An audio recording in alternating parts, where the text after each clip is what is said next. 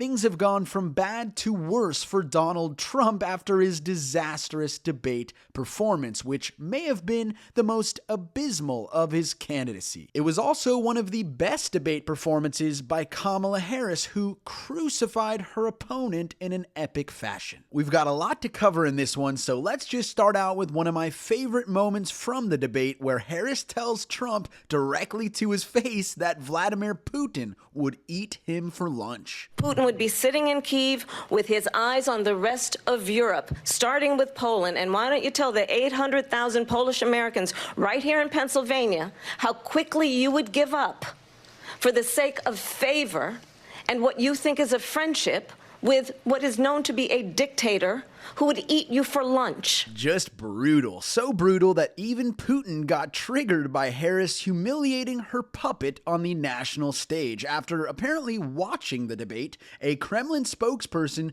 told Business Insider that Harris should, quote, leave our president's name alone. Sorry, Kremlin spokesperson, but he is not a president. He's a dictator, a thin-skinned one, apparently, just like his spray-tanned wannabe dictator asset here in America, whose skin was so thin that he began trying to convince the moderator of how big his rallies were. First, here was Harris telling Trump that even his own supporters are getting bored with him, in a moment that would later send Donald Trump over the edge. And I'm going to actually do something really unusual, and I'm going to invite you to attend one of Donald Trump's rallies, because it's a really interesting thing to watch. You will see during the course of his rallies, he talks about fictional characters like Hannibal Lecter. He will talk about windmills cause cancer. And what you will also notice is that people start leaving his rallies early out of exhaustion and boredom. This literally caused Trump to seethe, so much so that instead of answering the question, the moderator goes on to ask him about immigration. He went on a tirade about crowd sizes in one of the most insecure moments of his political career. And Harris, thank you. President Trump, on that point, I want to get your response. Well, I would like to respond. Let me just ask, though, why did you try to kill that bill, and successfully so, that would have put thousands of additional agents and officers on the border? First, let me respond as to the Please. rallies. She said people start leaving. People don't go to her rallies. There's no reason to go. And the people that do go, she's bussing them in and paying them to be there, and then showing them in a different light. So she can't talk about that. People don't leave my rallies. We have the biggest rallies, the most incredible rallies in the history of politics. Just to be clear, that was his answer to a question about why he sabotaged Biden and Harris's bipartisan border funding bill, the one that would have solved the problems at the border he loves to whine and complain about. And by the way, his rallies are objectively smaller than Harris's, and people do leave his rallies early. I mean, Harris had the man shook. Even Hannibal Lecter never killed anybody as badly as Harris killed Trump last night on the debate stage. So fast forwarding to another gem, where after Donald boasted about being adored by Viktor Orban, another foreign dictator, Harris let him know that the only reason dictators like him is because he's so easy to manipulate. These dictators and autocrats are rooting for you to be president again because they're so clear they can manipulate you with flattery and favors.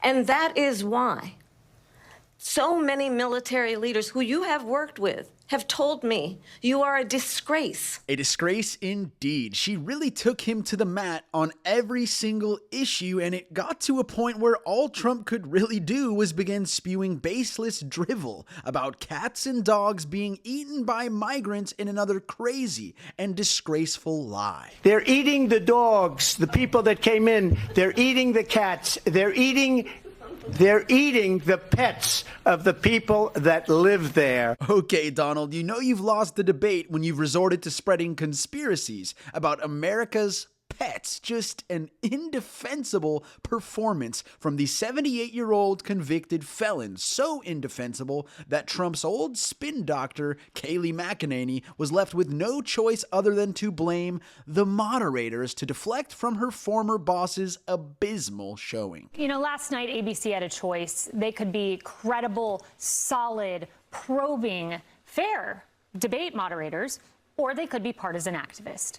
and they chose the latter. Actually, Kaylee, they chose the former. Here were those partisan activists fact-checking Trump's baseless claim about babies being aborted after birth in blue states, doing what every credible, solid, probing, and fair debate moderator would do. And I give tremendous credit to those 6 justices. There is no state in this country where it is legal to kill a baby after it's born. So refreshing to hear Donald Trump get shut down with a fact check by a debate moderator. Finally, all right, clearly Donald Trump lost last night's debate. Bigly. And he lost an endorsement from Taylor Swift, who told all 284 million of her Instagram followers that she would be voting for his opponents, and gave her followers a link to register them to vote. Then, to make matters even worse for Trump, he was forced to show up to a 9/11 memorial this morning and stand feet away from Kamala Harris, the woman who walked all over him last night, as he pretended to care about those who lost their lives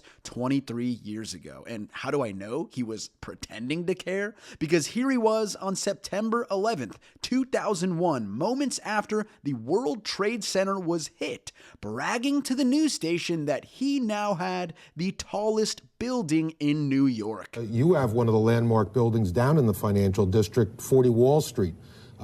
Did you have any damage, or did you know what's happened down there? Well, it was an amazing phone call I made. 40 Wall Street actually was the second tallest building in downtown Manhattan, and it was actually, before the World Trade Center, was the tallest. And then when they built the World Trade Center, it became known as the second tallest, and now it's the tallest. No moral compass whatsoever, using a deadly terrorist attack to flex about the size of his building. Come to think of it, he really hasn't changed much since 9/11, and it appears the residents of New York haven't forgotten what he said on that day, as you'll hear the hot mic on C-SPAN catch a memorial attendee asking Donald Trump why he hasn't shown up to a 9/11 memorial for the past 20 years. Where were you for 20 years? I've been here.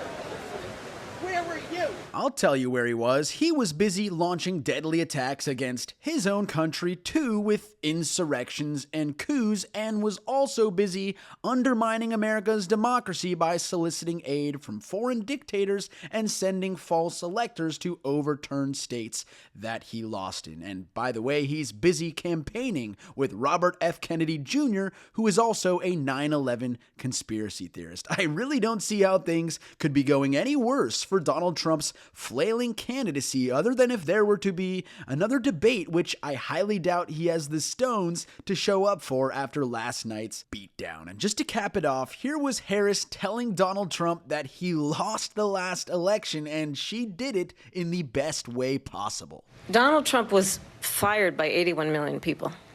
So let's be clear about that. And clearly he is having a very difficult time processing that. The line of the night. And in 55 days, we, the American people, will fire Donald Trump from American politics once and for all. Thank you guys for listening to today's episode of the Gen Z Perspective. If you enjoyed it, please subscribe to the show and give us a 5-star review on Apple, because as you can see, the MAGA lunatics have bombarded the podcast with 0-star reviews. I think we're worth a little more than that, but I also think it shows you how terrified they are of our generation. Thanks again for tuning in, and I'll catch you guys next time on the Gen Z Perspective. The Gen Z Perspectives theme song was created and produced by Pokari.